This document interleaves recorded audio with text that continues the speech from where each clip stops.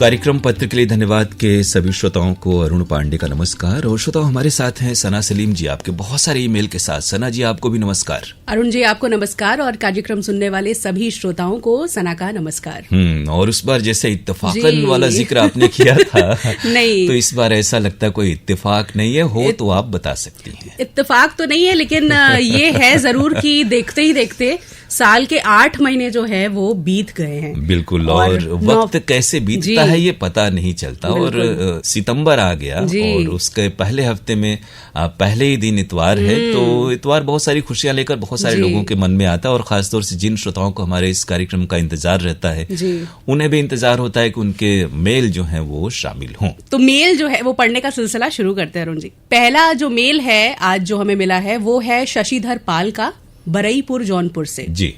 इन्होंने लिखा है कि प्रोग्राम बहुत अच्छा लगा।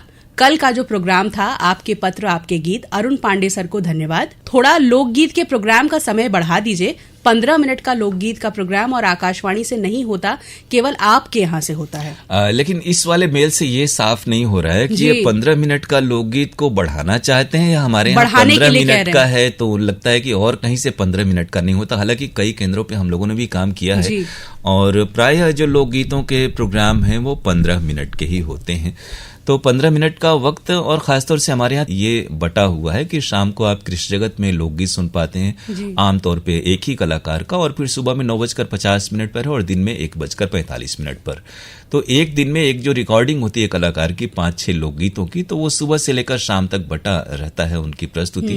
तो आप अगर प्रोग्राम दिन भर सुनेंगे तो आपको ये जो आप आधे घंटे कह रहे हैं, ये आधे घंटे दिन भर मिला के पूरा हो जाता है जी। आगे ये लिखते हैं कि मैंने 25 तारीख का प्रोग्राम पत्र के लिए धन्यवाद सुना था।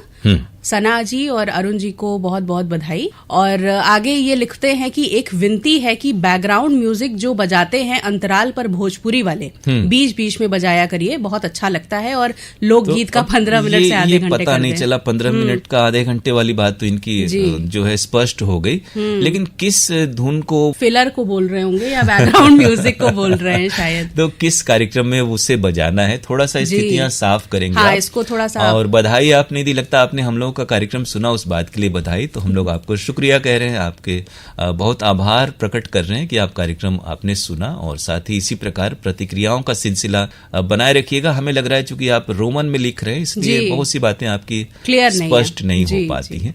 तो खैर 2-4 मेल आपके आएंगे तो धीरे धीरे आपको तरीके से स्पष्टता से लिखने भी आ जाएगा, हम ऐसी उम्मीद करते हैं। इस मेल के लिए शशिधर जी आप हमारे कार्यक्रम में शामिल हुए, बहुत शुक्रिया कह रहे हैं। अगले मेल का इंतजार रहेगा आपके। अगला मेल है ग्राम जसवाड़ी, जिला खंडवा, मध्य प्रदेश से दुर्गेश नागनपुरे और वंदना नागनपुरे का जी। इन्होंने लिखा है कि बहुत छोटा सा लिखा है, हमें दिनांक 18 अगस्त दिन रविवार का कार्यक्रम आज इतवार है के अंतर्गत झलकी शादी हो जाने दो बहुत अच्छी लगी। तो ये झलकी आपको पसंद है, और जब छोटा सा मेल आता है तो ये अच्छा लगता है कि बहुत सारे श्रोताओं के नाम शामिल हो जाएंगे, मेल शामिल हो जाएंगे। लेकिन इससे ये नहीं पता चलता कि आप हमारे नियमित और तमाम कार्यक्रमों को सुनने वाले श्रोता हैं। तो ये जरूर करें कि और भी जो आप कार्यक्रम सुनते हैं उसके बारे में अगर कहीं कहीं नोट कर लें, या फिर आजकल तो मोबाइल का जमाना है, आप मेल को कई बार में भी ड्राफ्ट के रूप में सेव करके और आखिरश जो है शुक्रवार शनिवार को हमें हफ्ते भर के जो कार्यक्रम है उनकी प्रतिक्रियाएं हम तक पहुंचा सकते हैं। इस मेल के लिए दुर्गेश जी और वंदना जी आपको शुक्रिया। अगले मेल का जो तफसील से यानी विस्तार से होगा हम इंतजार कर रहे हैं जी। अगला जो मेल है वो मिला है रतिनाथ त्रिपाठी जी का, कोटवा कपिलधारा सराय मोहना वाराणसी से जी। इन्होंने लिखा है कि शनिवार को गीतांजलि सना जी ने लाजवाब पेश किया था। एक ही कलाकार में महान गायिका चित्रा पर हमारा प्रोग्राम इनको पसंद आया था, लाजवाब लगा। और भी महान विभूतियों जैसे श्रेया घोषाल, भूपेंद्र सिंह पर बेहतरीन कार्यक्रम पेश किया गया। एक ही फिल्म से कार्यक्रम में 2 रास्ते की कहानी हर बार की तरह आशुतोष जी ने लाजवाब प्रस्तुत की। जितना धन्यवाद दिया जाए कम है। बिल्कुल, आशुतोष जी तक आपका ढेर सारा धन्यवाद हम लोग पहुंचा देंगे। वो थोड़ा सा स्क्रिप्ट वगैरह पे परिश्रम करते हैं बाकी की तुलना में, हम लोगों ने भी देखा है। तो मेहनत से जब प्रोग्राम बनाया जाता है तो वो संग्रहणीय हो जाता है और श्रवणीय हो जाता है और श्रोताओं को पसंद आता है। और सना जी के जो कार्यक्रम आपको पसंद आए तो उनकी बधाई आपकी उन तक सीधे सीधे यहीं पर पहुंच रही है। बहुत बहुत शुक्रिया। आगे ये लिखते हैं कि इसी कार्यक्रम में सूरज, दिलवाले दुल्हनिया ले जाएंगे, चिराग, गुलाम, बर्फी और ताल पर भी कार्यक्रम कमलेश जी, शुचि, स्नेहा, कीर्ति और ललिता ने बेहतरीन ढंग से पेश किया। सभी को धन्यवाद। बिल्कुल, सब तक आपकी बधाई पहुंच रही है और इसी तरह से आप जिक्र करते हैं तमाम कार्यक्रमों का, तो हमारे इन साथियों को प्रोत्साहन जरूर मिलता है। आगे ये लिखते हैं कि शास्त्रीय संगीत कार्यक्रम में पंडित छन्नू लाल जी सहित कई महान विभूतियों को सुना और आज इतवार है में नाटक बगिया के फूल, एक खबर झूठी और हड़ताल सुनवाने के लिए धन्यवाद। लगता है 2-4 हफ्ते इन्होंने एक साथ प्रोग्राम सुना है और क्योंकि आज इतवार कार्यक्रम हफ्तेवार प्रोग्राम है और इन्होंने 3-4 का जिक्र किया, यानी ये तमाम कार्यक्रम, ये भी अच्छा है कि जब भी वक्त आपको मिले तो आप 15-20 दिन आपने जो प्रोग्राम सुने हैं उनके बारे में अपनी प्रतिक्रिया रतिनाथ जी हम तक पहुंचाते हैं। जी, आगे ये लिखते हैं कि मैं एक ही फिल्म से कार्यक्रम में फिल्म नीरजा जो कि कमलेश जी ने पेश किया था, गफलत के कारण लिखे अपने पत्र के लिए खेद प्रकट करता हूं। वो वाकया हमें याद है, हुआ ये था कि उसी कार्यक्रम को अचानक से रिपीट किया गया था और 2 बार नहीं था, इस कारण से आपकी बात उसी पहले ही मेल में स्पष्ट हो चुकी है, इसलिए खेद की कोई बात नहीं। कभी कभी हर ओर से इस तरह की बातें हो जाती हैं और हम सब एक दूसरे को समझते हैं। जी, आगे इन्होंने एक बहुत अच्छी बात लिखी है कि सभी से कहना चाहता हूं कि हम लोग दिव्यांगता की ही दुहाई देते रहते हैं, लेकिन सीखना और शिक्षा ग्रहण करना हमेशा अच्छा ही होता है। बिल्कुल, मन को मजबूत रखना चाहिए और हर स्थिति में, क्योंकि परेशानियां दुश्वारियां हर किसी के जीवन में हैं, बाहर से बहुत सारी चीजें देखने से भले न समझ में आए, तो उन दुश्वारियों से दो हाथ होना बड़े हौसले और उम्मीद की बात है। और रतिनाथ जी ने स्वयं इसका सामना किया और बहुत कुछ तकनीकी ज्ञान अर्जित करके, जी हाँ, कि मैंने पूरी रोशनी समाप्त होने के बाद भी पढ़ा, सीखा और आज बैंगलोर में एक अच्छे पद पर कार्य कर। बिल्कुल, तो आप हमारे बहुत सारे श्रोताओं के लिए प्रेरणा हैं जो कि इस तरह की स्थितियों से जिनका सामना होता है, और रेडियो उनका साथ है एक प्रकार से कहें तो। वो दिन भर कार्यक्रमों से जुड़े रहते हैं और उनका वक्त सकारात्मक रूप से व्यतीत होता है। लेकिन आपसे प्रेरणा प्राप्त करके बहुत से लोग आज भी चाहें तो कंप्यूटर की जानकारी, पढ़ाई लिखाई की जानकारी, आजकल ऑनलाइन और निःशुल्क ये सुविधाएं उपलब्ध हैं। इस मेल के लिए रतिनाथ जी आपको बहुत बहुत शुक्रिया। अगले मेल का आपका हमें इंतजार रहेगा। हाँ, सनत जी को जी अरुण जी को भी। हाँ। अगला मेल है सुनील कुमार सिंह का, पटेल नगर मुगलसराय से। जी। 19 अगस्त सोमवार दोपहर 2:30 पर फरमाइशी गीत एक्सप्रेस व्हाट्सएप पर आधारित भोजपुरी फिल्मी गानों का संस्करण प्रस्तुत करता देवेश जी। इस कार्यक्रम में हमने फरमाइश लगभग 2:32 पर भेज दी, लेकिन अंततः नहीं पढ़ा गया। कोई बात नहीं, इसकी कोई शिकायत भी नहीं। लेकिन अंतिम गीत जो आपने बजाया वो फिल्म पिया के गांव का था, जिसमें एक भी नाम नहीं पढ़ा गया। गाना खत्म होने के बाद खामोशी छाई रही, कभी हल्की आवाज के साथ धुन बजता और अंततः कार्यक्रम समाप्त हो गया। हम लोग इस बात को समझ सकते हैं कि हर कार्यक्रम का एक अलग तरह का सेट फॉर्मेट है और उसके तहत ही प्रोग्राम होने चाहिए, और ये बातें तमाम हमारे उद्घोषक साथियों तक पहुंचाई जा चुकी हैं कि मेल पर आधारित फरमाइशी कार्यक्रम किस तरह से किए जाएं और व्हाट्सएप पर आधारित किस तरह किए जाएं। आपके इन जो 1-2 दिनांक का आपने जिक्र किया है, उसके बाद ये बातें स्पष्ट हो गई हैं। उम्मीद कर रहे हैं कि अब इस तरह की दिक्कतें आपको नहीं सुनने में आ रही होंगी। लेकिन फरमाइशी अगर प्रोग्राम है तो श्रोताओं के नाम जरूर उसमें शामिल होने चाहिए। जैसा आपने कहा कि आखिरी गीत में फरमाइशें नहीं कही गई, फरमाइशों के साथ साथ एक शिकायत और उन्होंने की है कि उच्चारण दोष भी सुनने को मिला। लक्ष्मण शाहाबादी को बार बार लक्ष्मण शाहाब्दी बोल रहे थे। तो थोड़ा सा कि हमारे सभी साथियों से भी हम गुजारिश करते हैं कि रेडियो को सुनने का वक्त निकालें। हर कोई अलग अलग काम में व्यस्त रहता है, लेकिन हम जिस भी संस्था से, जिस भी काम से जुड़े रहते हैं, उसके प्रति ईमानदारी जरूरी है, निष्ठा और समर्पण भी बेहद जरूरी है। आपकी बातें, आपकी ताकीद हम सब तक पहुंची। हम इन त्रुटियों के लिए खेद प्रकट करते हैं और उम्मीद करते हैं आइंदा ऐसी गलतियां नहीं होंगी। जी, एक उदाहरण और जो है इन्होंने लिखा है कि गुरुवार को 11:30 पर फरमाइशी गीत एक्सप्रेस मेल में उद्घोषिका ने आते जाते अपना नाम नहीं बताया और पुराने मेल की जगह नए मेल मंगाकर पढ़ना शुरू कर दिया। ऐसा कुछ एक बार हम लोगों ने देखा है कि अब हो सकता है थोड़ा सा अंदर मन में ये रहता है कि अगर नाम बता दिया और कोई गलती हो तो नाम के साथ शिकायत आ जाएगी। तो लेकिन यह है कि हमें काम अच्छा करना चाहिए और नाम खुद हो जाता है। लेकिन जो फॉर्मेट है उसके हिसाब से तो इस तरह के जो फरमाइशी और कंपेयर्ड प्रोग्राम है उसमें प्रस्तुत करने वाले को नाम बताना चाहिए, ताकि श्रोता तारीफ है तो वो भी नाम के साथ भेजेंगे तो उन्हें अच्छा लगेगा, और शिकायतें कोई है तो हम लोग उन तक वो बात पहुंचा देंगे कि आपने ये गलती की। देखिए, गलतियां जब सामने आती हैं, आप जैसे सुधीर श्रोता बातों को बताते हैं तो उसी से सुधार होता है और आइंदा हम सही रास्ते पर चलने का संकल्प ले पाते हैं। और आगे इन्होंने लिखा है अरुण जी कि इसी तरह व्हाट्सएप वाले कार्यक्रम में उद्घोषिका द्वारा फिल्मों का नाम बताकर संदेश आमंत्रित करने के बजाय पुराने संदेश जो अपने मन से फिल्म का नाम लिखकर लोग 24 घंटे भेजा करते हैं, उसी पर शुरू कर दिया। जी, ये सारी बातें पहले भी एक दो श्रोताओं ने इस बात को कहा है, और अब हम लोगों ने सबको ये बता दिया है, जैसा हमने शुरुआत में कहा कि व्हाट्सएप पर आधारित कार्यक्रम क्या है और मेल वाले क्या हैं। तो अब अगर कोई इस तरह की त्रुटि होती है तो आप हमें जरूर तिथि और इस तरह से नामवार हमें जरूर भेजिएगा। आगे ये लिखते हैं कि हमारा मकसद किसी की शिकायत करना नहीं है, कार्यक्रम में जो भी कमी खटकती है कभी कभी लिख देना पड़ता है, रेडियो प्रेमी जो ठहरे। बिल्कुल हम लोग भी यही चाहते हैं कि सिर्फ वाह वाह और बहुत अच्छा, सब अच्छा लगा, ये जरूरी नहीं है।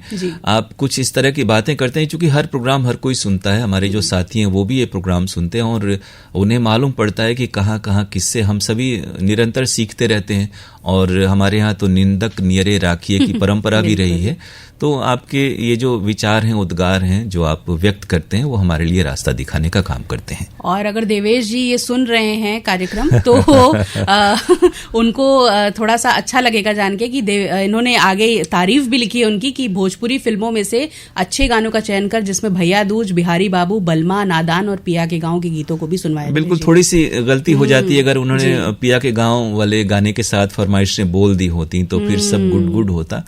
तो किसी चीज को बड़े परिश्रम से अच्छा करने की कोशिश तो सुनील जी हम सब करते हैं और करनी भी चाहिए। इस मेल के लिए आपको हम शुक्रिया कह रहे हैं, और आपकी तमाम बातें जो संबंधित हमारे साथी हैं उन तक पहुंच रही हैं कार्यक्रम के जरिए। अगला मेल है बीरेंद्र सिंह आजाद का, ग्राम पिपलवा, नौबतपुर, पटना, बिहार से। जी, 18 अगस्त को वंदे भारत एक लघु नाटक सुना जो आकाशवाणी दिल्ली केंद्र की प्रस्तुति थी, जो आकाशवाणी वाराणसी केंद्र से सुना, काफी अच्छा लगा। मन के अंदर एक अजीब प्रकार की ज्वाला पैदा होने लगी।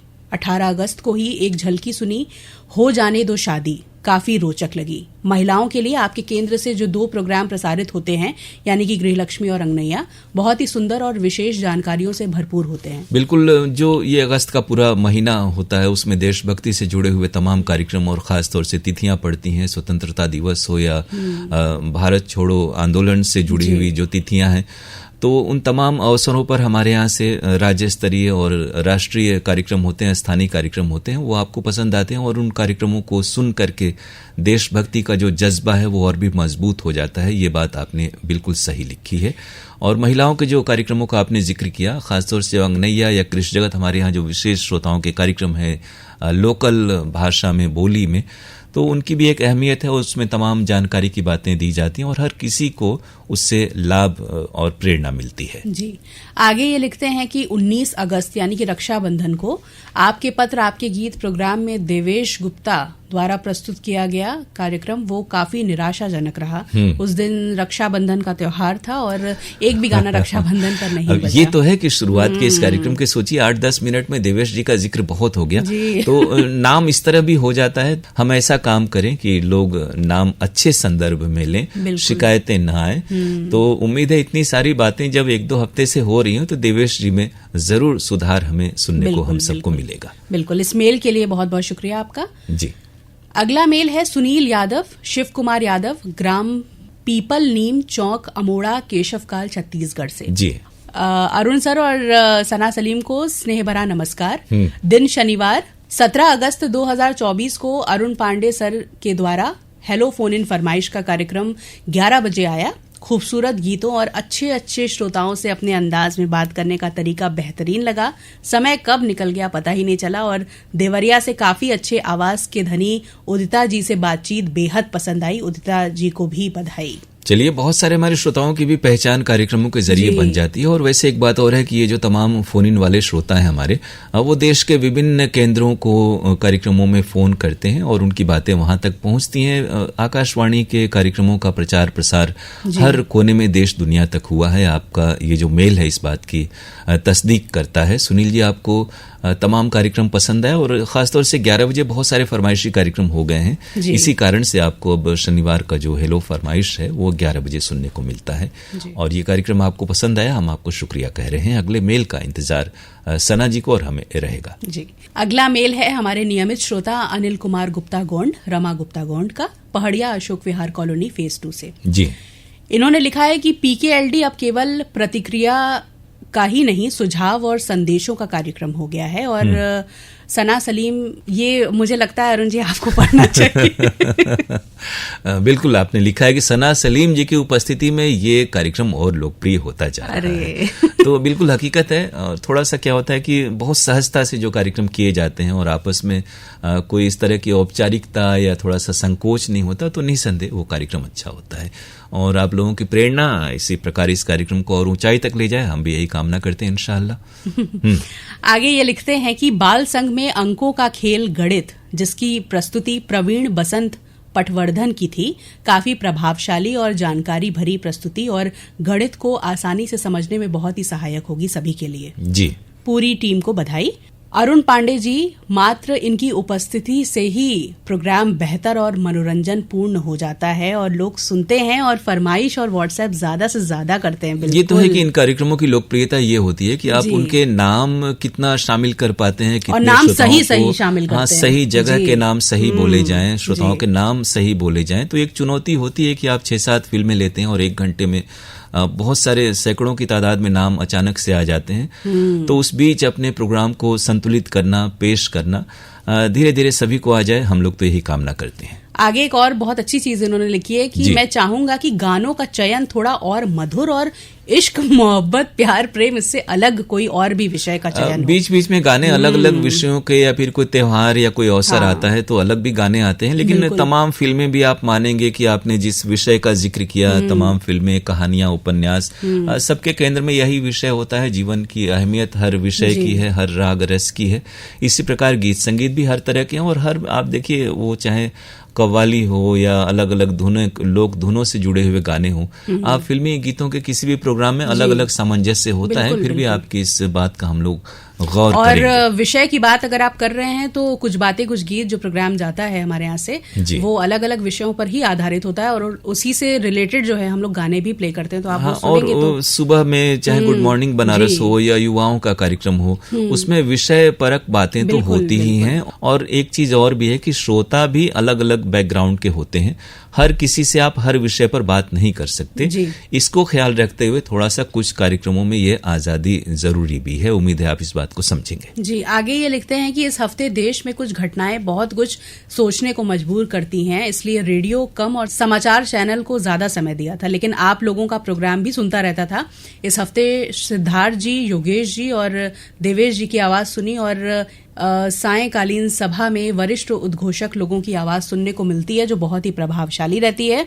इसमें श्री धर्मेंद्र शुक्ला जी की आवाज भी इन सभी लोगों को, इन्होंने सभी को शुभकामनाएं दी हैं। जी जी जी, तो शुभकामनाओं की तो जरूरत है। आप सबकी प्रेरणा से ही हमारे तमाम साथी अच्छे और अच्छे रास्ते पर चलें, अच्छे प्रोग्राम पेश करें, हम सब यही कामना करते हैं। आगे ये लिखते हैं कि बहुत से कार्यक्रम बहुत अच्छे लगते हैं और बहुत ही अच्छी प्रस्तुति, पत्र लंबा हो, मिर्ती दीदी जी और कृषि जगत में भी प्रस्तुति बहुत ही उपयोगी और लाभकारी होती है। सभी लोगों को हृदय से अच्छा, इन्होंने ये बात मानी है कि इनका पत्र लंबा होता जा रहा है, फिर भी ये जरूरी इन्हें लगा कि तफसील से लिखते हैं। अंगनैया में मिर्ती दीदी और कृषि जगत में बाकी जो हमारे आते हैं साथी कंपेयर्स, उनके प्रोग्राम इनको पसंद आते हैं, तो उन तक आपकी बधाई इस मेल के जरिए पहुंच रही है। तो अब अरुण जी, समय जो है हमारे पास बचा नहीं है और बाकी जो ईमेल है वो हम अगले हफ्ते शामिल करेंगे और ऐसे ही अपने मेल जो है वो भेजने का सिलसिला हमें बनाए रखिएगा। हमारी ईमेल आईडी है pkldairvaranasi@gmail.com। pkldairvaranasi@gmail.com पर आपकी प्रतिक्रियाओं का हमें इंतजार रहेगा। अगले हफ्ते आपसे फिर मुलाकात होगी, तब तक के लिए अरुण पांडे और सना सलीम को दीजिए इजाजत। नमस्कार।